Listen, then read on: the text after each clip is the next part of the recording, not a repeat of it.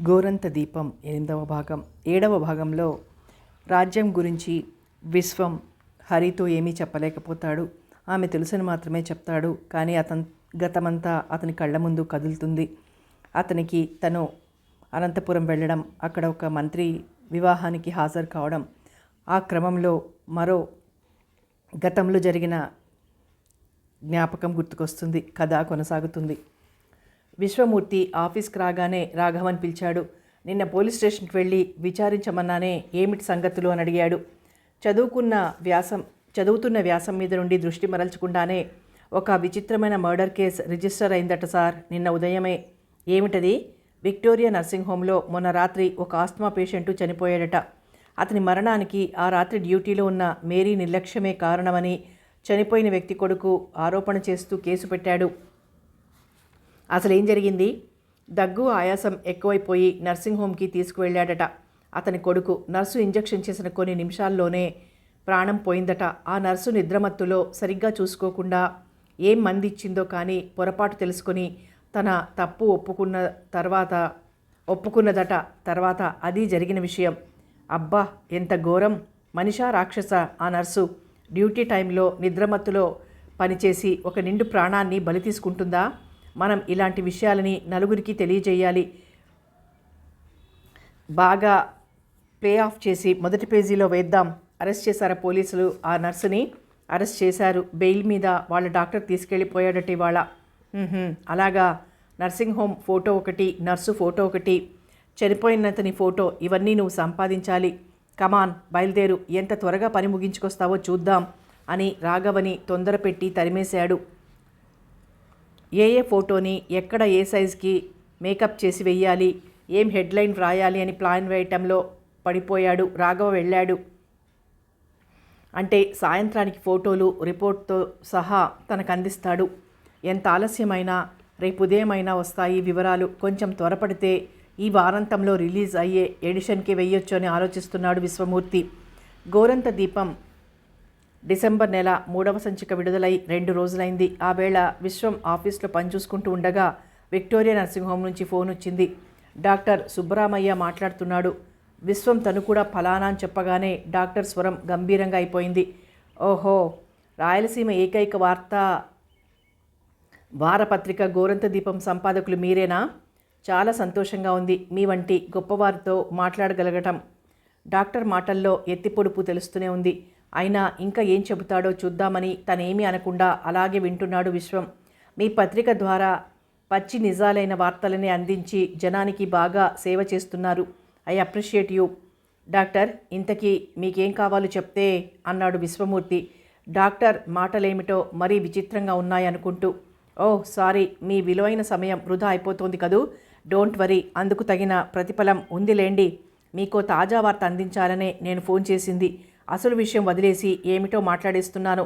మీ పత్రికలో రాక్షసి, నరహంతకి, కూనీ కోరు అన్న విశేష లక్షణాలతో చక్కగా వర్ణించారే ఆ సిస్టర్ మేరీ.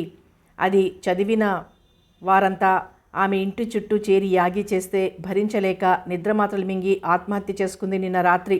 ఇప్పుడు సంతోషంగా ఉందా మీకు? కనీసం ఇది మరో సెన్సేషనల్ న్యూస్ ఐటమ్గా వేసుకోవచ్చు. అదేగా మీకు కావాల్సింది. విశ్వం తన చెవిలో ఎవరో సూదులతో పొడిచినట్లుగా బాధపడుతున్నాడు. అది భరించలేక ఫోన్ పెట్టేశాడు టపీమని. ఆ సిస్టర్ మేరీని తాను చూడలేదు, కానీ తన తప్పుకి తనే శిక్ష విధించుకున్నదన్నమాట. అలా అని సరిపెట్టుకోలేకుండా ఉన్నాడు విశ్వం. ఒకవేళ తన పత్రికలో ఈ న్యూస్ వేయకపోతే ఏం జరిగి ఉండేది? ఏం జరుగుతుంది? కేసు రిజిస్టర్ అయిన తర్వాత కోర్టుకు వెళ్ళటం ఎలాగూ జరిగేదే. అక్కడ నేరం నిరూపించబడటం, తగిన శిక్ష విధించటం ఆలస్యంగానే అయినా జరగటం మాత్రం తప్పదు. కానీ తనేం చేశాడు?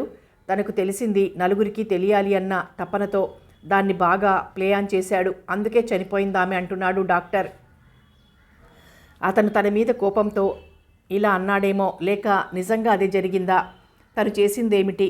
అభిమానం గల ఒక అమ్మాయిని గురించి పత్రిక ద్వారా అవమానించి ఆమె ప్రాణమే బలి తీసుకున్నాడా? భగవాన్, నాకేమైంది అనుకున్నాడు. తల మీద సుత్తులతో మేకులు దించుతున్నంత బాధగా ఉంది అతనికి. అక్కడ నిలవలేకపోయాడు. నేరుగా ఇంటికొచ్చి పడ్డాడు. 3 రోజులు పడకగదిలోనే తలుపులు మూసుకొని ఉండిపోయాడు. ఎవరొచ్చినా తలుపులు తీయలేదు. కూతురు ఒక్కతే ఉంటుందని కూడా మర్చిపోయాడు. ఆ సిస్టర్ చేసిన పొరపాటుకి తగిన శిక్ష బ్రతికుంటే న్యాయస్థానం విధించి ఉండేది. కానీ పరోక్షంగా ఆమె చావుకి కారణమైన తన తప్పుకేమిటి శిక్ష, ఎవరు విధిస్తారు అని కుమిలిపోయాడు. పొరపాటు అన్నది చెయ్యని మనిషి అసలు ఎక్కడా ఉండడు. తాను ఆమె చేసిన పొరపాటు వల్ల ఏర్పడిన ఫలితానికి ఆవేశపడిపోయి ఈ పని చేశాడు. కానీ అసలు ఎటువంటి పరిస్థితుల్లో ఆమె అలా చేసింది అన్న సానుభూతితో ఏమాత్రమైనా ఆలోచించాడా? న్యాయస్థానంలో ఆమె కేసు ఏ విధంగా నడిచి ఉండేదో, ఎటువంటి శిక్ష విధించేవారో తను మాత్రం మరణశిక్షనే విధించేశాడు. అలా చేసే అధికారం తనకెవరిచ్చారు? పోనీ తెలిసిన విషయాన్ని ప్లై ఆఫ్ చేయకుండా చిన్న ఐటమ్గా వేసి ఉన్నా ఇంత ఘోరం జరిగేది కాదేమో. గుంతకల్లులో హైదరాబాద్ వెళ్లేవారెవరో ఎక్కటంతో విశ్వం ఆలోచనలకి అంతరాయం కలిగింది. ఆ సంఘటన తలుచుకుంటే ఇప్పటికీ విశ్వం గుండెలు అదిరిపోతున్నాయి. అది జరిగిన తర్వాత పరశురామ్ ఎంతో నచ్చజెప్పి ధైర్యం చెప్తే తప్ప మళ్ళీ ఆఫీస్కి వెళ్ళలేకపోయాడు. ఏమిటి నాన్న అలా ఉన్నారు? ఆశ్చర్యంగా చూస్తూ అడిగింది రమణ. ఎలా ఉన్నానో ఏం లేదే అన్నాడు విశ్వం మెల్లగా ఈ లోకంలోకి వస్తూ. ఏమిటో నీరసంగా అలసినట్లు కనిపిస్తున్నారు, ఒంట్లో బాగుండలేదేమోనని అనిపించి అడిగాను. పోనీ కాసేపు నడుం వాల్చండి, నేను చివరిగా కూర్చుంటాను అన్నది రమణ మూలకి జరుగుతూ. పాఠకుల్లో రాజకీయ ఆర్థిక చైతన్యం కలిగించటము, కొంత కాలక్షేపాన్ని అందివ్వటము మాత్రమే ఒక పత్రిక బాధ్యత కాదు, అంతకు మించినదేదో ఉంది అని విశ్వమూర్తి నమ్మాడు మొదట్నుంచి. స్వాతంత్ర పోరాటంలో దేశ ప్రజల్ని ఏకం చేసి కలిసికట్టుగా నడిపించటంలో భారతీయ వార్తాపత్రికలు వహించిన పాత్ర ఎంతటిదో అతనికి తెలుసు. కానీ బాల్య వివాహాలు, సతీ సహగమనం లాంటి మూఢనమ్మకాలను పత్రికాముఖంగా ఖండించిన రాజారాం మోహన్ రాయ్ వంటి నాయకుల ధైర్యము, మనస్థైర్యాలే అతనికి ఎప్పుడూ గుర్తుంటాయి. స్వాతంత్రం వచ్చిన తర్వాత పత్రికా రచన వ్యాపారంగానూ పత్రికల ప్రచురణ పరిశ్రమగానూ మారిపోయాయి. ప్రజాస్వామ్య పరిరక్షణే మా ధ్యేయమని చెప్పుకుంటున్నాయి నేటి వార్తాపత్రికలు. అటువంటి లక్ష్యాన్ని దృష్టిలో ఉంచుకుని ప్రజలలో రాజకీయ చైతన్యాన్ని కలిగించడానికే ప్రాముఖ్యతనివ్వటం పెద్ద పెద్ద జాతీయ పత్రికలకే తగును. తన గోరంత దీపం ఒక చిన్న పత్రిక, అది చదవబడే ప్రాంతము పరిమితమే. ప్రాంతీయ, జిల్లా, గ్రామ రాజకీయాలని వదిలివేస్తే తన పత్రికలో సాంఘిక సమస్యలకే ఎక్కువ ప్రాధాన్యత ఇస్తూ వచ్చాడు విశ్వం. మత వర్ణ విభేదం, సాంఘిక ఆర్థిక అసమానతలు, మత కలహాలు వంటి సమస్యలు, వాటి వల్ల జరిగే నష్టాలు ప్రజలకి బోధపరిచి ఆలోచింపచేయగలిగితే తన పత్రిక ధ్యేయం పూర్తి అయినట్లే అనుకున్నాడు.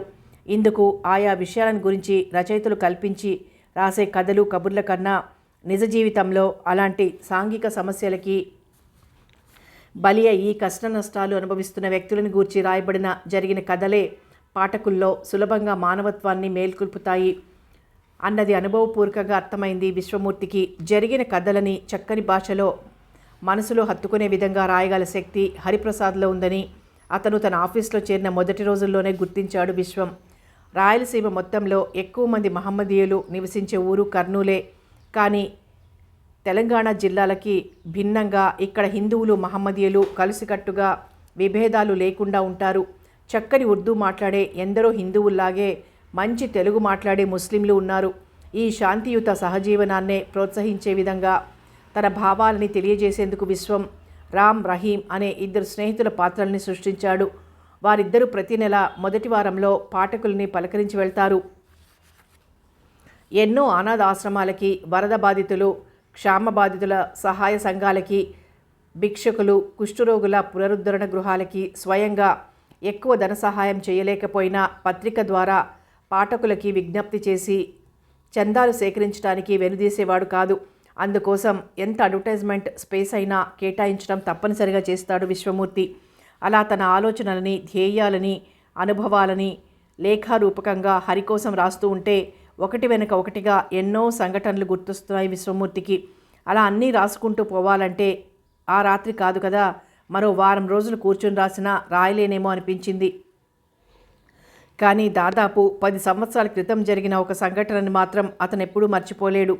మామూలుగా ఆఫీస్కి విశ్వమూర్తిని చూసేందుకు ఎవరొచ్చినా ఒక అటెండరో జర్నలిస్టో వచ్చి వారి వివరాలు, వారి అవసరము తెలుసుకోవడానికి ప్రయత్నిస్తారు. ఆ వచ్చిన వ్యక్తి ఒకవేళ విశ్వంతో తప్ప మరెవరితోనూ మాట్లాడేందుకు ఇష్టపడకపోయినట్లయితే విషయం విశ్వం దగ్గరకు వస్తుంది. తన వీలుని బట్టి తన కోసం వచ్చిన ఎవ్వరిని తిరగొట్టకుండా ఉంచేందుకే ప్రయత్నిస్తాడు విశ్వం. ఆ వేళ సోమవారం. అప్పుడే ఆఫీస్కు వచ్చి రాబోయే సంచిక ప్రూఫుల్లో ముఖ్యమైనవి చూస్తూ కూర్చుని ఉన్నాడు విశ్వమూర్తి. అంతలో రామ్మూర్తి వచ్చాడు లోపలికి. ఏమిటన్నట్లు తలెత్తి చూశాడు విశ్వం. సార్, మిమ్మల్ని చూడాలని ఒకతను వచ్చాడు. రెండు కళ్ళు లేవు. చక్రాల బండిలో వచ్చాడు ఒక్కడే. మీతో తప్ప ఎవరితోనూ ఏమీ చెప్పనంటున్నాడు. సరే, మీరిద్దరూ వెళ్ళి సహాయం పట్టి తీసుకొస్తారా ఇక్కడికి? మరో 2 నిమిషాల్లో విశ్వం ఎదురుగా ఉన్న కుర్చీలో ఆసీనుడయ్యాడు ఆ కుంటి అతను. ఏమయ్యా, నీ పేరేమిటి? విశ్వం పలకరించితేనే చాలు అని కాచుకుని ఉన్నవాడిలా చెప్పాడతను. నా పేరు పార్థసారథి సార్. ఉదయం బస్టాండ్ దగ్గర ఒక పెద్ద మనిషి నా కథ విని మీ దగ్గరికి వెళ్తే నాకు సహాయం లభిస్తుందని చెప్పారు. అందుకే మీతోనే మాట్లాడాలని వచ్చాను. అతను చూడబోతే కుంటివాడైనా భిక్షమడుక్కునేవాడిలా మాత్రం లేడు. అతను తన నుండి ఎటువంటి సహాయం కోరుకుంటున్నాడో అర్థం కాలేదు విశ్వానికి. నా దగ్గరికి వెళ్ళమని చెప్పిన ఆయన ఎవరోయ్? ఆయన ఎవరో మీకు తెలిసి ఉండదని ఆయనే చెప్పాడు సార్. ఆయన ఎన్నో ఏళ్లుగా మీ గోరంత దీపాన్ని చదువుతున్నాడట. నన్ను గురించి మీకు చెప్పుకుంటే నా కథని మీ పత్రికలో వేసి నాకు సహాయం చేస్తారని కూడా ఆయనే అన్నారండి. చెప్పమంటారా అన్నట్లుగా చూశాడతను విశ్వముఖంలోకి. తల పంకించాడు విశ్వమూర్తి చెప్పమన్నట్లు. మా స్వంత ఊరు ఇదేనండి, కానీ ఎప్పుడో 10 ఏళ్ల క్రితం ఇంట్లో నుంచి పారిపోయి బొంబాయి వెళ్ళానండి. ఇంతకీ ఎందుకు వెళ్ళింది చెప్పలేదు కదూ? నాకు చదువు సరిగ్గా అంటలేదండి. అందుకని వ్యాపారం చేయాలని ఇష్టంగా ఉండేవాడిని. మా నాయనకి అది ఏమాత్రం ఇష్టం లేదు. ఎన్నిసార్లు ఫెయిల్ అయినా సరే చదివే సాగించాల్సిందని ఒత్తిడి తెచ్చాడు. ఏమైతే అయిందని నాకు 20 ఏళ్ల వయసున్నప్పుడు ఇంట్లోంచి 2000 తీసుకుని బొంబాయి వెళ్ళిపోయాను. అంత పెద్ద ఊరు, ఎప్పుడు చూసిన వాడిని కాదు. అసలే అక్కడ మోసం ఎక్కువ. ఒకరిద్దరు బ్రోకర్లమని చెప్పి చిన్న వ్యాపారం పెట్టుకునేందుకు సహాయం చేస్తామని నమ్మించి నా దగ్గర సగం డబ్బు కొట్టేశారు. ఇంకెవ్వరిని నమ్మి లాభం లేదనుకుని కొన్ని రోజుల పాటు ఊరంతా తిరిగి చూశాను. ఇవేమీ చేయకుండా తిని కూర్చుంటే దగ్గర డబ్బు ఎంతసేపు నిలుస్తుంది? మెల్లిగా అది తరిగిపోతోంది. నా అదృష్టం కొలిది ఒక చిన్న బట్టల కొట్టులో సేల్స్మ్యాన్గా ఉద్యోగం దొరికింది. పగలు సాయంకాలం షాప్లో పనిచేయడం, రాత్రిళ్ళు రైల్వే స్టేషన్లలో బస్టాండ్లలో చిన్న చిన్న వ్యాపారాలు చేయటం, ఇలా కొన్నాళ్ళు జరిగింది.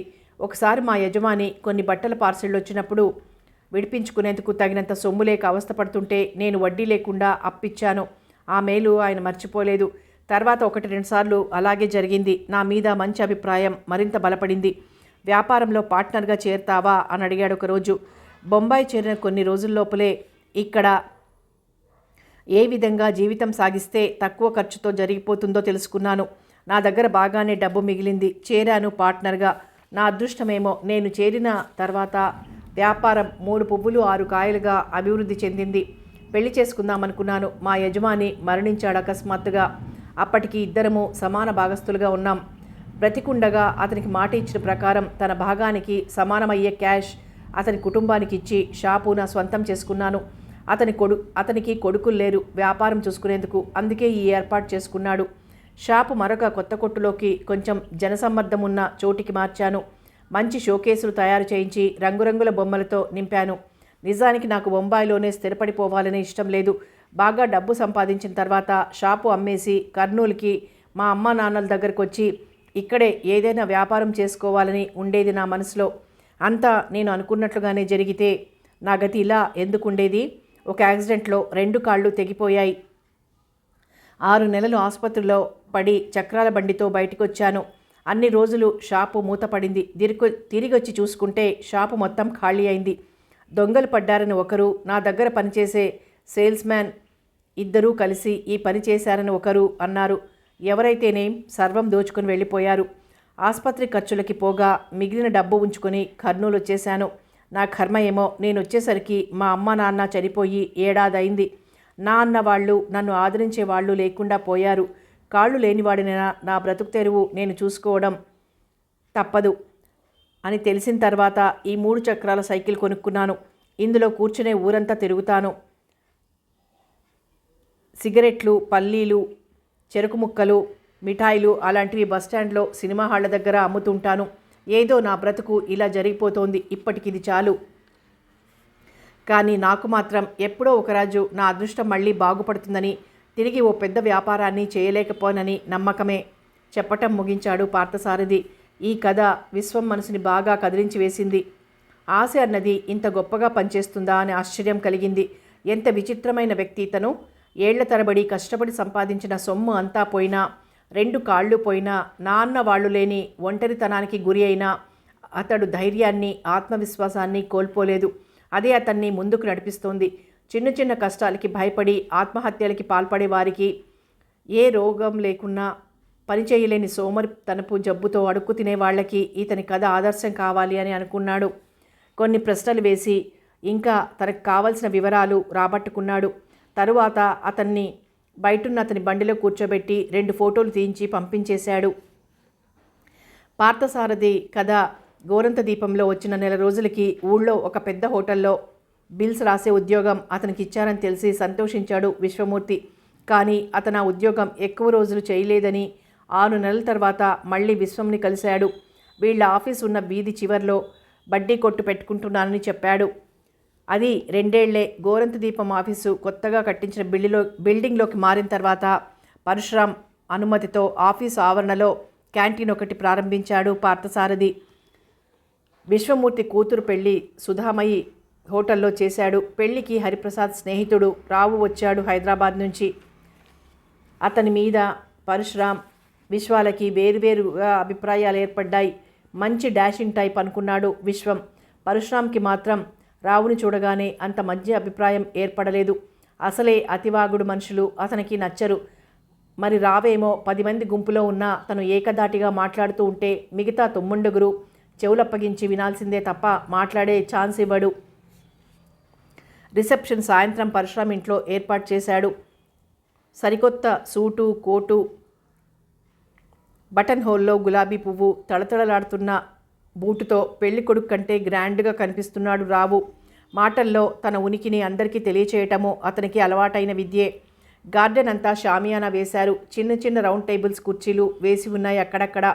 మల్లె పందిర్లు, రోజా గుబుర్లు నిండుగా రంగురంగుల లైట్లు ఉండి ఉండి ఆగిపోతూ వెలుగుతూ ఉన్నాయి. మెల్లగా రికార్డు సంగీతం వినిపిస్తోంది. వస్తున్న అతిథుల్లో ఒక్కొక్కరిని ఆహ్వానించే పని కరుణదే. ఆమె ఈ మధ్య పరికిణీలు, మ్యాక్సీలు మానేసి చీరలు కట్టుకుంటోంది. Sky blue colour chiffon georgette చీర కట్టుకుందవాళ. నెల రోజులుగా కాలేజీకి సెలవులు. కరుణకి ఇంట్లోనే ఉండి కొద్దిగా లావెక్కింది. అంత పొడగరి కాదు. తల్లో పెట్టుకున్న ఒకే రోజా పువ్వుతో పోటీ పడుతున్నాయి గుండ్రటి గులాబీ రంగు బుగ్గలు. మొత్తం మీద అసలు వయసు కన్నా చిన్నపిల్లలాగా కనిపిస్తుంది. అసలు ఆ అమ్మాయి చీరలో కనిపిస్తుంటే ఒకప్పుడు తను ట్యూషన్ చెప్పిన అల్లరి కరుణ అప్పుడే ఇంత పెద్దదైపోయిందా అనిపిస్తోంది హరిప్రసాద్కి. ఎంట్రన్స్ దగ్గర నిల్చొని పూల గుచ్చాలతో అతిథులకి స్వాగతం చెబుతూ మధ్య మధ్యలో దూరంగా ఓ టేబుల్ దగ్గర నిల్చొని ఎవరితోనో మాట్లాడుతున్న హరివంక చూస్తోంది కరుణ. ఊళ్ళో బెస్ట్ టైలర్ కుట్టిన తెల్లని తెలుపు టెరీవూల్ సూట్కి నలుపు చుక్కలున్న క్రీమ్ కలర్ జోడియల్ టై చక్కగా అమిరింది హరికి. ఆ తుమ్మెద రెక్క మీసాలు తప్పిస్తే అచ్చం రాజేష్ ఖన్నాలా ఉన్నారు మాస్టారు అనుకుంది కరుణ. మామూలు కన్నా పొడవుగా కనిపిస్తున్నారు కదూ అనుకుంది. అసలు సంగతి ఆమెకు తెలీదు. పెళ్లి కోసం అతని బట్టలన్నీ తనే సెలెక్ట్ చేసి అప్ టు డేట్ ఫ్యాషన్లలో కుట్టించింది రమణ. తాను కొంచెం పొట్టి అనే ఫీలింగ్ అతనిలో ఉందని గ్రహించింది. అందుకనే ప్రత్యేకంగా ఆర్డర్ చేసి 2 ఇంచుల స్ప్రాంగ్ సోల్స్తో షూ తెప్పించింది. అవి వేసుకుని రమణ పక్కన నిల్చొని అద్దంలో చూసుకుని ఇప్పుడు మేడ్ ఫర్ ఈచ్ అదర్ అలా ఉన్నాం భేష్ అని సంతోషించాడు హరి. ఏం రావు, నీ పెళ్ళికి ఎప్పుడు పిలుస్తావు అడిగాడు హరి స్నేహితుణ్ణి. ఏది, నాకు నచ్చిన అమ్మాయి అసలు ఇంతవరకు కనిపిస్తేగా పెళ్లి చేసుకునేందుకు. నీ అంత అదృష్టం అందరికీ ఉంటుందేం అని జవాబు చెప్తున్న రావు దృష్టి అప్పుడే బయటకు వచ్చి చెల్లెలతో ఏదో మాట్లాడుతున్న అరుణ మీద పడింది. ఫంక్షన్ కోసమని స్పెషల్గా ఫ్యాషన్ పార్లర్లో హెయిర్ స్టైల్ చేయించుకుంది. పసుపు పచ్చని ఉల్లిపొర చీర, అదే రంగు స్లీవ్లెస్ బ్లౌజు వేసుకునుంది. మెడలో ఉన్న నెక్లెస్లో పసుపు రాళ్ళు మేని రంగులో కలిసిపోయి అప్పుడప్పుడు తడుపుకోమంటున్నాయి లైట్ల వెలుతుల్లో. మార్వలెస్, అప్సరసలా ఉంది అనుకున్నాడు రావు. కరుణతో మాట్లాడటమైంది. ఇటుగా వచ్చింది అరుణ. ఆ అమ్మాయిని పరిచయం చేయి నాకు అని రహస్యంగా అడిగాడు హరి చేయి పట్టుకుని నొక్కుతూ రావు. రావు తత్వం తనకి బాగా తెలుసు. అయినా తప్పేదేముంది అనుకుని అరుణని రమ్మని పిలిచాడు. ఇతను నా ఫ్రెండ్ రావు, హైదరాబాద్లో వర్క్ చేస్తాడు. ఈవిడ పరశురాం గారమ్మాయి అరుణ అని పరిచయాలు చేశాడు. ఈ లోపల ఎందుకో విశ్వమూర్తి పిలిస్తే అక్కడి నుంచి వెళ్ళిపోవలసి వచ్చింది హరిప్రసాద్కి. గ్లాడ్ టు మీట్ యూ అన్నాడు రావు అరుణతో సంతోషంగా. నిజానికి అరుణ్కి ఫంక్షన్లో పాల్గొనటమే ఇష్టం లేదు. హరి రమణలకి పెళ్ళవుతుందంటే ఎందుకో బాధగా కసిగా అనిపించింది. కానీ లోపలున్న ఫీలింగ్స్ బయట పెట్టుకోవటం అసహ్యంగా ఉంటుంది. అందుకని తప్పనిసరిగా ఉత్సాహాన్ని నటిస్తూ అటు ఇటు తిరుగుతోంది. సరిగ్గా అటువంటి సమయంలో రావుతో అయిన పరిచయం సహజంగా ఆమె మనసులో గట్టిగా ముద్ర వేసుకోవటంలో ఆశ్చర్యం ఏమీ లేదు. అచ్చం సినిమా స్టార్లా 6 అడుగుల ఎత్తు, క్రాఫ్ దువ్వటం మొదలు కాలి బూటు వరకు అన్నింట్లో కనిపించే స్పెషల్ టేస్టు, నడవటం, చేతులు కదిలించి మాట్లాడటంలో ఉన్న ఒక ప్రత్యేకమైన స్టైలు అన్నీ ఉన్న రావు ఒక అందమైన ఆడపిల్లకి నచ్చటంలో వింత ఏమీ లేదు. దానికి తోడు అతను జస్ట్ ఎ మినిట్ అని ఆమెను అటుగా ఓ గులాబీ పొద పక్కకు తీసుకెళ్ళి పసుపు రంగు గులాబీ కోసి స్టైల్గా ఆమెకు అందించాడు. మీరెంత బ్యూటిఫుల్గా ఉన్నారో వర్ణించేందుకు మాటలు చాలటం లేదు నాకు అంటూ. ఆ మాట తీరులో ఉన్న రొమాన్స్కి సిగ్గుపడిపోయింది అరుణ. పెదవుల మీద స్వచ్ఛమైన చిరునవ్వు ఒకటి వెలిగింది. థ్యాంక్స్ అన్నది మెల్లిగా. మళ్ళీ 5 నిమిషాలు అక్కడి నుంచి ఆమెని కదిలి వెళ్ళనివ్వలేదు రావు. ఆ వేళ దీపావళి పండగ, ఆఫీస్కి సెలవు. హరి ఇంట్లోనే ఉన్నాడు. పెళ్ళైన వెంటనే రమణని తీసుకుని తన ఇంటికి వెళ్ళాడు. కానీ అది కొన్ని నెలలు మాత్రమే. విశ్వమూర్తి కూతుర్ని వదిలి ఒంటరిగా ఉండలేక ఇద్దరూ తన దగ్గరికే వచ్చేయమని బ్రతిమాలి అల్లుణ్ణి ఒప్పించాడు. సరిగ్గా 10 రోజుల క్రితమే విశ్వం కొన్ని రోజులు విశ్రాంతిగా ఉత్తర దేశ యాత్ర చేయాలని బయలుదేరాడు. వెళ్ళాలని నిర్ణయం చేసుకున్న రోజే పరశురామ్తో మాట్లాడాడు. నువ్విలా నన్ను వదిలేసి వెళ్ళిపోతే ఎలా విశ్వం? ఇద్దరం కలిసి వెళ్తే బాగుండేది అన్నాడతను. నాకేంరా, నా బాధ్యత నా అల్లుడు తీసుకుంటాడు. బయలుదేరుతున్నాను. నీకింకా ఆ అదృష్టం పట్టలేదు. త్వరలో అరుణకి పెళ్లి చేసేయి, మంచి కుర్రాడిని చూసి. అప్పుడు నువ్వు వెళ్ళొచ్చు అన్నాడు విశ్వం నవ్వుతూ. చూస్తూనే ఉన్నా ఏమిటో ఒక్కటి కుదరటం లేదు విశ్వం అసహాయంగా అన్నాడు పరశురామ్. నీకు ఏ ప్రాంతపు వాడైనా అభ్యంతరం లేదంటే చెప్పు. నా యాత్ర మొత్తంలో వరాన్వేషణ చేసి ఎవరో ఒక అబ్బాయిని పట్టుకొస్తాను హాస్యంగా అన్నాడు విశ్వం. అన్నట్లు అసలు విషయం ఒకటి చెప్పాలి. నేను వెళ్తే ఎలాగూ నా వర్క్ బాధ్యత అంతా హరి మీద పడుతుంది. పూర్తిగా అతన్నే ఎడిటర్గా అపాయింట్ చేసేందుకు నీకు ఇష్టమేనా? ఆలోచనలో పడ్డాడు పరశురామ్. అంటే ఆగిపోయాడు. తిరిగి రాకుండా వెళ్ళిపోతానేమో అని బెదిరిపోవద్దు. ఎప్పటికైనా రిటైర్ అవటం అనేది తప్పదు కదా. అయినా బ్రతికున్న నాళ్ళు నా గోరంత దీపాన్ని నేను నడపలేనులే. వెనక ఉండి హరికి సహాయం సలహాలిస్తూ ఉంటాను. ఈ మాట నచ్చింది పరశురామ్కి. సరే నీ ఇష్టం, రేపే ఆర్డర్ తయారు చేసిస్తాను, హరికి ఇవ్వు అన్నాడు తన అంగీకారాన్ని తెలుపుతూ. అలా గోరంత దీపం ఎడిటర్షిప్ విశ్వమూర్తి నుండి హరిప్రసాద్ చేతుల్లోకి వచ్చింది. మొదట విషయం చెప్పినప్పుడు కొంచెం బెదిరాడు హరి. ఇప్పుడే వద్దు, ఇంకొన్నాళ్ళు కానివ్వండి అని చెప్పుకున్నాడు. విశ్వం పర్వాలేదు, నేనెప్పుడు నీకు సహాయంగా ఉంటాను అని ధైర్యం చెప్పటంతో అంగీకరించక తప్పలేదు హరికి. విశ్వం వెళ్ళిపోయాడు. పని ఎక్కువగా ఉంటే ఒక ఎక్స్ట్రా హ్యాండ్ని అపాయింట్ చేసుకోమని పరశురామ్ చెప్పినా హరి ఆ మాట చెవిన పెట్టకుండా అంతా తానే నెత్తిన వేసుకుని చేస్తున్నాడు. ఇది చాలా బాధగా ఉంది రమణకి. బాబాయ్ సలహా వినిపించుకోకుండా ఉన్నాడని భర్త మీద కోపంగానూ ఉంది. హరి ఇంట్లో తనతో గడిపే సమయం బాగా తక్కువైపోయింది. ఉదయం 7 గంటలకి హడావిడిగా ఇల్లు వదిలి వెళ్ళాడంటే మళ్ళీ రాత్రి 11, 12 గంటలకు ఇల్లు చేరటం. టిఫిను, 2 పూటల భోజనం అన్నీ ఆఫీస్కే పంపిస్తుంది పనిపిల్లవాడు రాముతో. దీపావళికి 2 రోజులు ముందుగా విడుదలైన గోరంత దీపం ప్రత్యేక సంచిక కోసం రాత్రింబగళ్ళు శ్రమించాడు హరి. మొదటిసారిగా 20 పేజీల పత్రికని వెలువరించారు. రీడర్ రెస్పాన్స్ ఎలా ఉంటుందోనన్న టెన్షన్ ఒకటి మనసులో. కాపీలు అన్నీ డిస్పాచీ అయిన తర్వాత కొంచెం తేలిగ్గా ఊపిరి పీల్చుకున్నాడు. ఆ రాత్రి విశ్రాంతిగా నిద్రపోయాడు. ఇవాళ పండగ, కొంతసేపైనా సరదాగా రమణతో గడుపుతామని ఇంట్లోనే ఉండిపోయాడు. తీరుబాటుగా పేపర్ రీడింగ్ కానించి షేవింగ్కి నీళ్లు సెట్టు తెచ్చుకుందామని వెళ్తూ అడిగాడు. రమణ, టిఫిన్ ఏం చేశావు అని. ఏం చెయ్యను, పండగ కదా, ఒకేసారి భోంచేద్దాం. ఎందుకో ఆమె కాస్త ముభావంగా ఉన్నట్లు తోచింది హరికి. ఈ మధ్యలో బొత్తిగా రమణని పట్టించుకోవటం లేదు. ఒకే ఆఫీసు బిల్డింగ్లో ఇద్దరూ పనిచేసినా కలుసుకునేది అరుదైపోయింది అనుకున్నాడు మనసులో. షేవింగ్ అయింది. స్నానానికి వెళ్ళాడు బాత్రూంలోంచి. రమణ, టవల్ తెచ్చిస్తావా అని కేక వేశాడు. కానీ టవల్ తెచ్చింది పనికుర్రాడు రాము. నిరాశ కలిగింది హరికి. టవల్ చుట్టుకుని వంటగదిలో దూరాడు. నువ్వెందుకు తేలేదు అని అడుగుదామని. బాణలిలో వంకాయలు వేయిస్తోంది రమణ. పక్కనే రాము మసాలా రుబ్బుతున్నాడు. ఇంకేమడుగుతాడు? బట్టలు ఏం వేసుకోను అని అడిగాడు. మంచం మీద ఉన్నాయి చూడండి అన్నదే కానీ వెనక్కైనా తిరిగి చూడలేదు. ఓ కప్పు కాఫీ ఇచ్చేసావంటే భోజనం ఎంతసేపైనా పర్వాలేదనేసి గదిలోకి వెళ్ళాడు. మంచం మీద కొత్త లుంగి బనీను ఉన్నాయి. బట్టలేసుకుని ఫ్యాన్ ఆన్ చేసి వాలు కుర్చీలో కూర్చున్నాడు. అబ్బా, కర్నూల్లో ఏటికాయేడు ఎండలు ఎక్కువైపోతున్నాయి అనుకున్నాడు. తలంటుకున్న జుట్టుకి చల్లగా గాలి తగులుతూ ఉంటే కాఫీ తెచ్చింది రమణ. నయం రాముతో పంపింది కాదు అనుకుని, అలా కూర్చోబోయ్, ఏమిటలా సీరియస్గా ఉన్నావు అంటూ పక్కనున్న కుర్చీని చూపించాడు. బాగా అలసటగా కనిపిస్తోంది రమణ ముఖం. పోనీ కాసేపు అలా మంచం మీద కూర్చొని రెస్ట్ తీసుకో, మళ్ళీ వెళ్ళి చేసుకుందువు గాని వంట. పలకలేదు రమణ. ఆమె మనసు మెల్లగా కరుగుతోంది. బొత్తిగా అతను తన్ను పట్టించుకోవటం లేదని వచ్చిన కోపం మరుపుకొస్తోంది. పాపం, తనకి మాత్రం ఎక్కడుంది టైము అనిపించింది. కాఫీ తాగుతావా కొంచెం అడిగాడు హరి. ఆమె ఇంకో గ్లాస్ కోసం వెళ్ళబోతే వారించాడు. పర్వాలేదు రా, నువ్వు కొంచెం తాగు, మళ్ళీ నేను తాగేస్తానని గ్లాస్ అందించాడు. కాఫీ తాగారిద్దరూ. మంచం మీద గోడ కానుకొని జార్లబడి కూర్చుంది రమణ. పక్కన కూర్చున్న హరి మెల్లిగా దగ్గరికి తీసుకుంటూ, ఏంటోయ్ కోపమా అడిగాడు అనునయంగా. ఏం లేదు అంటూనే ఏడ్చేసింది రమణ. పెళ్లి కాకముందే నయం, రోజు కొంతసేపైనా కలిసి ఉండేవాళ్ళం, మాట్లాడుకునేవాళ్ళం. ఇప్పుడు నేనంటూ ఒక మనిషిని ఇంట్లో కాచుకుని ఉంటానని మీకు అసలు గుర్తే ఉండదు. ఎప్పుడూ పనే. సారీ డియర్, ఇప్పటి నుంచి కొంచెం తొందరగా వచ్చేస్తానుగా. అలా కాదు, పోనీ ఆఫీస్లో కలిసి భోంచేస్తే ఏం? అరగంట తీరిక చేసుకుంటే ఇద్దరం ఇంటికొచ్చే భోంచేయొచ్చు. మీరెక్కడా కనిపించటమే కష్టం. నేనే వద్దామంటే ఏమనుకుంటారో అని భయం. అప్పుడే నయం, జాలీగా రోజు క్యాంటీన్కి వెళ్ళి కాఫీ తాగేవాళ్ళం. పిచ్చి, నువ్వు ఇలా అనవసరంగా బాధపడి మనసు పాడు చేసుకుంటున్నావని నాకు నిజంగా తెలియలేదు. ఒట్టి మొద్దుబుర్ర. ఏం చేద్దాం? కోరి కట్టుకున్న మొగుణ్ణి భరిస్తున్నావు. పాపం. చాలేండి, పాపమూ లేదు పాడు లేదు. సారీ, ఇప్పటి నుంచి రోజు స్కూటర్లో మధ్యాహ్నం 1 గంటకి సరిగ్గా ఇంటికి వచ్చేద్దాం, సరేనా?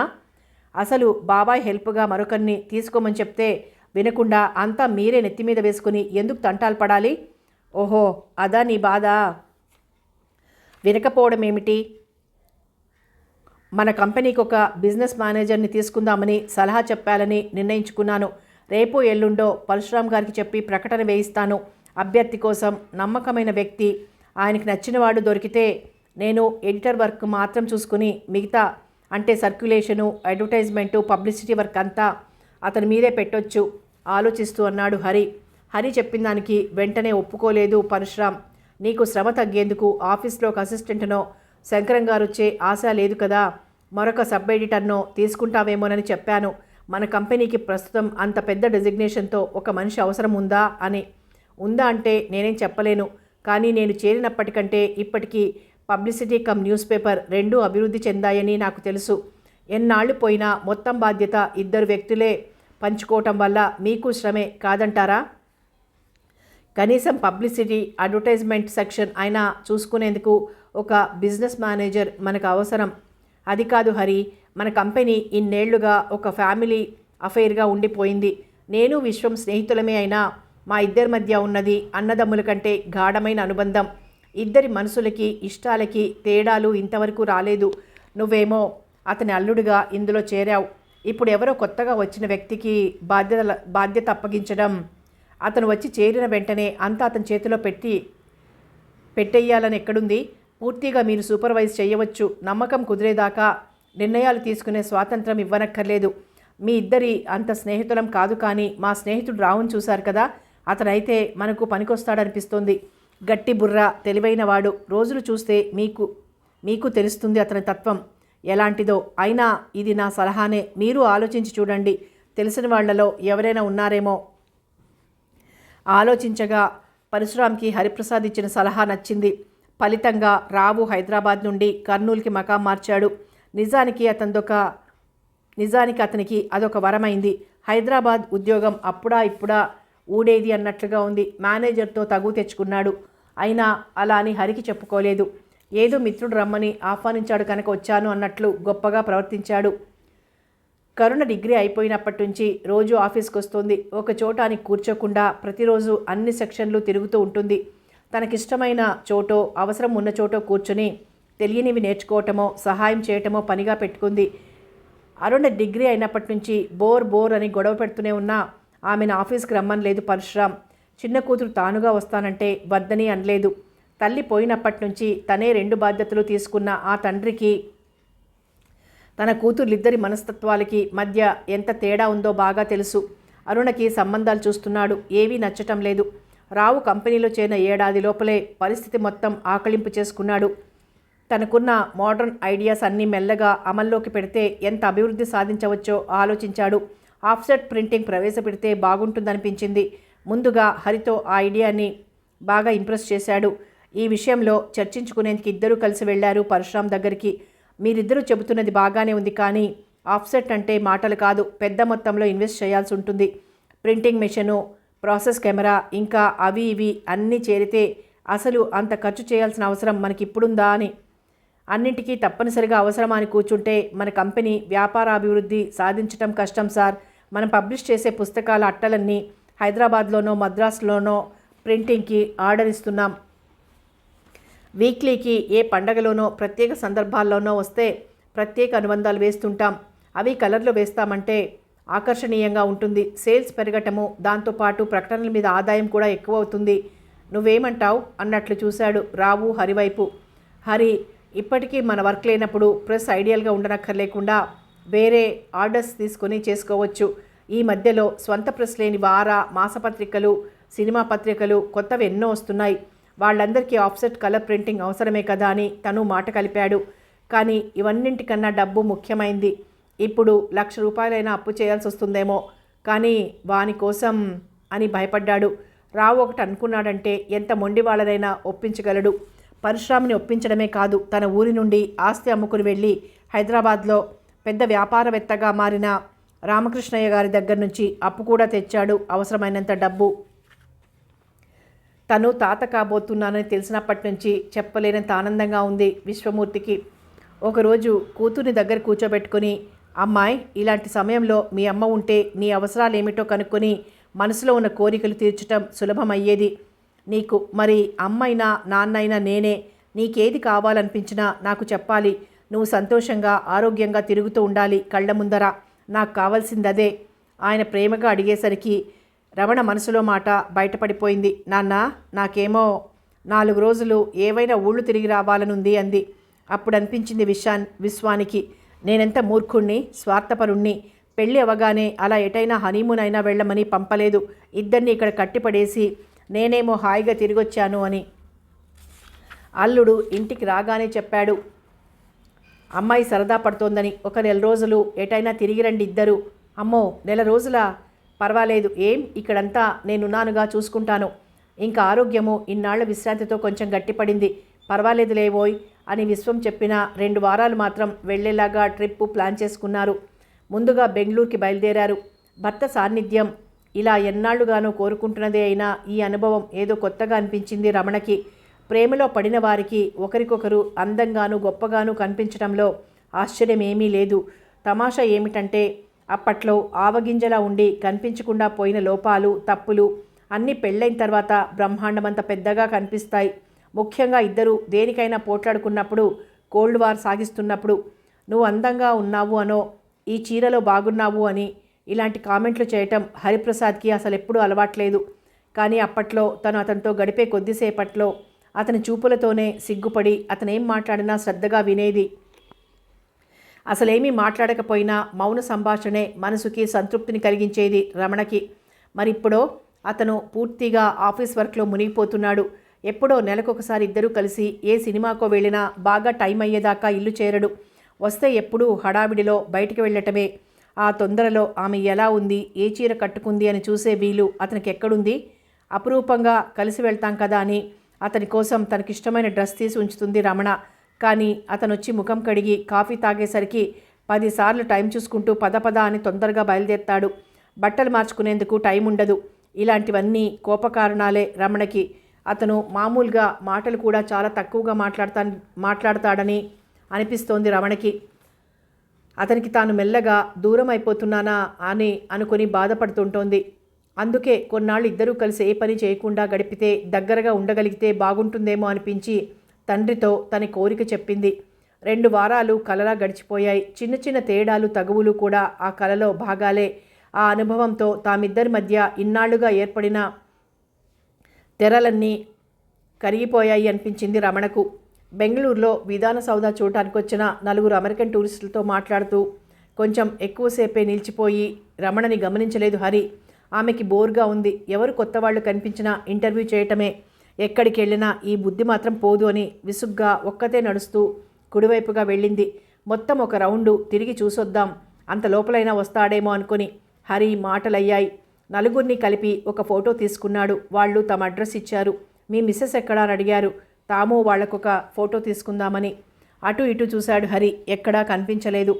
ఎటు వెళ్ళిందా అని కంగారు పడ్డాడు. జస్ట్ ఎ మినిట్ అని తాను ఎడమవైపు నుంచి బయలుదేరాడు. ఇద్దరూ మధ్యలో ఒక చోట కలుసుకున్నారు. ఏ రమణ, నీకు అసలేమైనా బుద్ధుందా? నేను వాళ్ళతో మాట్లాడుతుంటే చెప్పా పెట్టకుండా పారిపోవటమేనా? చదువుకున్న దానివి ఇదిలా పల్లెటూరు పిల్లలా చేస్తావేం? నువ్వు మాట్లాడితే ఏం నేను వద్దన్నానా అని చివాట్లు పెట్టి రా పోదాం అని వాళ్ళ దగ్గరికి తీసుకువెళ్ళాడు. వాళ్ళు ఫోటోలు తీసుకున్నారు. ఇద్దరు హోటల్ చేరేదాకా మౌనంగానే ఉండిపోయారు. సామ్రాట్ రెస్టారెంట్లో భోంచేసి చాళుక్యలో తమ రూమ్కి వెళ్ళారు. ఇద్దరు ఎవరి ఆలోచనల్లో వాళ్ళు ఉండిపోయారు. ఎప్పటిలా రమణ స్నానం చేసి వచ్చింది. నిద్రపోయే ముందు అలసిపోయిన దానిలా మంచం మీద పడుకుని కళ్ళకు చెయ్యి ఆనించుకుంది. చేతిలో ఉన్న మ్యాగజైన్ పక్కన పడేసి వచ్చాడు హరి. బాగా అలసిపోయావు కదూ, రేపెక్కడికి వద్దు, రెస్ట్ తీసుకుందాం పూర్తిగా. ఎల్లుండి రాత్రి మైసూర్ వెళ్ళొచ్చు అన్నాడు రమణ పక్కన కూర్చుని ఆమె అడ్డంగా ఉంచుకున్న చేతిని తొలగిస్తూ. ఆమె ఏం మాట్లాడలేదు. ఇంకా కోపం పోలేదా? నాకేం కోపం, మీకే బోలెడు కోపం వచ్చేసింది. అయినా నేను కోపగిస్తే మాత్రం మీకు లెక్కేమిటి? అవేం మాటలు. నువ్వు కొంచెం సేపు మాట్లాడకపోతే నాకు పిచ్చెత్తినట్లయిపోతుంది. సారీ డియర్, ఇంకెప్పుడు నేనిలా విసుక్కోను, సరేనా? ఏది ఇలా చూడు నా వైపు. అరే, అసలు చెప్పటం మర్చిపోయాను. సాయంత్రం నా మీద కోపంతో బుంగమూతి పెట్టుకొని ఎంత ముద్దుగా ఉన్నావో తెలుసా? పబ్లిక్ పార్క్ కదా అని ఊరుకున్నాను. అసలు నువ్వింత అందమైన దానివని నాకు ఇప్పుడిప్పుడే తెలుస్తోంది రమణ. నయం, ఇప్పటికైనా బుర్ర సరిగ్గా పనిచేస్తున్నందుకు సంతోషించాలి అంది రమణ ముసిముసి నవ్వులతో. ఇలాంటివెన్నో తగవులు వచ్చినప్పుడు కోపము విసుగు కలిగినా ఆ క్షణాలు కాస్త గడిచి మళ్ళీ దగ్గరవటం మధురంగా ఉండేది. అలాంటప్పుడు పర్వాలేదు, మా వారికి మాటలు బాగానే వస్తాయి, బాగా బతిమాలుతారు, పొగుడుతారు. నేనే పిచ్చిదాన్ని ఏదేదో ఊహించుకుని ఆయన నన్ను నిర్లక్ష్యం చేస్తున్నారని బాధపడ్డాను అనుకుంది రమణ. అతను చేస్తున్న ఉద్యోగము, బాధ్యత అలాంటివి. తను వాటికన్నా ముఖ్యం కాదు. అతను తనని బాగా చూడటమేమిటి, తను అతన్ని బాగా చూసుకోవాలి. అతనికి దొరికే కొంచెం తీరిక సమయంలో దగ్గరుండి అతడు విశ్రాంతిగా సంతోషంగా ఉండేలా చూసుకోవాలి. ఇలా ఎన్నో నిర్ణయాలు చేసుకుంది. హరికి ఇంకా కొన్నాళ్ళు ఇలా విశ్రాంతిగా ఉండాలని, రమణకి దగ్గరగా కేర్ఫ్రీగా ఉండాలని ఉన్నా అప్పుడప్పుడు విశ్వమూర్తి గుర్తొచ్చినప్పుడు ఆయనకి పని ఎక్కువైపోతుంది. వెళ్ళిపోవాలి త్వరగా అనుకుంటాడు. తనకి తన ఇష్టాయిష్టాలకి రమణ ఇచ్చే ప్రాముఖ్యత చూస్తే తనని గురించి తనకంటే ఆమెకే బాగా తెలుసేమో అనిపించేది అతనికి. ఈ అమ్మాయికి నేనంటే ఎంత ప్రేమ, ఈమెకి ఎప్పుడూ కష్టం కలగకుండా చూసుకుంటాను. కాస్త దగ్గరుండి 4 మాటలు చెప్తే చాలు, ముఖం వికసిస్తుంది. అబ్బా, అల్పసంతోషి, ఇలాంటి దాన్న తాను తన పనిలో పడి అసలు పలకరించటమే మరిచి బాధించింది అనుకొని ఫీల్ అయినాడు. మైసూరులో బృందావన్ గార్డెన్స్ చూశారు. కావేరీ కాలువలో బోటు షికారు వెళ్ళారు. ఇద్దరూ పక్కపక్కన కూర్చొని నీళ్ల మీద ప్రయాణిస్తూ ఉంటే భగవాన్, ఎప్పుడు ఇలాగే ఇద్దరం కలిసి జీవితమంతా ప్రయాణించాలి అని అనుకుంది రమణ మనసులో. హరి పెళ్లిలో కలుసుకుని మాట్లాడిన అరుణని ఆమె అందాన్ని మర్చిపోలేదు రావు. కాకపోతే అప్పుడు గెస్ట్ హోదాలో కొంచెం ఫ్రీగా ప్రవర్తించగలిగాడు. ఇప్పుడు వాళ్ళ కంపెనీలో ఉద్యోగి తను. అసలే పరశురామ్కి తన మీద అంత మంచి అభిప్రాయం ఏర్పడలేదు. ఆ పరిస్థితిలో మొదట ఆయన్ని ఇంప్రెస్ చేసి తన పొజిషన్ గట్టిపరచుకోవటం ముఖ్యం తనకి. అందువల్లనే అరుణతో స్నేహాన్ని పొడిగించాలనే కోరికని మనసులోనే దాచుకున్నాడు రావు. పరశురామ్ దగ్గర ఉద్యోగం అలవాటు అవుతూ ఉంది. ఆయనవి చాలా పాతకాలం భావాలు, పద్ధతులు. అవి తనకు అనిపించిన కంపెనీ ఆయింది, తనకెందుకు, అనవసరంగా ఆయన్ని వ్యతిరేకిస్తే తనకేం లాభం అనుకుని జాగ్రత్తగా తన హద్దుల్లో ఉంటూ వ్యవహరిస్తున్నాడు. హరి విశ్వమూర్తి అల్లుడు కావటంతో రావుకి ఆశ్చర్యం ఏమీ అనిపించలేదు. ఇద్దరూ ప్రేమించుకున్నారు. విశ్వంకి ఇష్టమయ్యే పెళ్ళైపోయింది. కానీ కంపెనీలో హరి మాటకు ఉన్న విలువ, పరశురామ్తో సహా అందరూ అతనికి ఇచ్చే గౌరవం చూస్తుంటే వింతగా తోస్తోంది. ఇంత త్వరలో ఇంతమంది అభిమానాన్ని ఎలా సంపాదించాడా వీడు అని లోపలే ఆశ్చర్యపోతుండేవాడు. ఆ ఆశ్చర్యమే అసూయగా మారిపోయింది. హరి గోరంత దీపం ఎడిటర్ అయిన తర్వాత వీడి మొహం, వీడికేం తెలుసని అంత బాధ్యత అప్పగించారో, ఈ ముసలాళ్లకు అసలు బుద్ధి లేదని తిట్టుకున్నాడు. తను కర్నూలులో వచ్చి చేరినప్పటి నుంచి ఎన్ని రోజులైనా ఒక్కసారి కూడా పరశురామ్ ఇంటికి వెళ్ళే అవకాశం రాలేదు. కరుణ రోజు ఆఫీస్కి వస్తుంది కానీ అరుణ మాత్రం ఇటువైపు ఎప్పుడూ రాదు. ఒకసారి తనే ఆఫీస్ నుంచి ఇంటికి ఫోన్ చేశాడు. అటు ఇటు ఎవరూ లేకుండా చూసి అరుణ ఫోన్ తీసి హలో అనగానే, హలో, నేను రావుని, ఆఫీస్ నుంచి మాట్లాడుతున్నాను. మీ డాడీ ఉన్నారా? డాడీ ఆఫీస్లో లేరు. నో, అందుకనే కొంచెం పనుండి పిలిచాను. పోనీలేండి, ఎటైనా వెళ్ళారేమో బయటికి. అవును, నేను మీకు గుర్తున్నానా? ఆ వేళ మా ఫ్రెండ్ పెళ్లిలో చూసింది మిమ్మల్నే. గుర్తులేకేం? మీరే వచ్చి ఇన్నాళ్ళైంది, ఇవాళ పలకరిస్తున్నారు. అది అనుకోకుండా ఫోన్ ఎత్తినందుకు నిష్ఠూరంగా అంది అరుణ.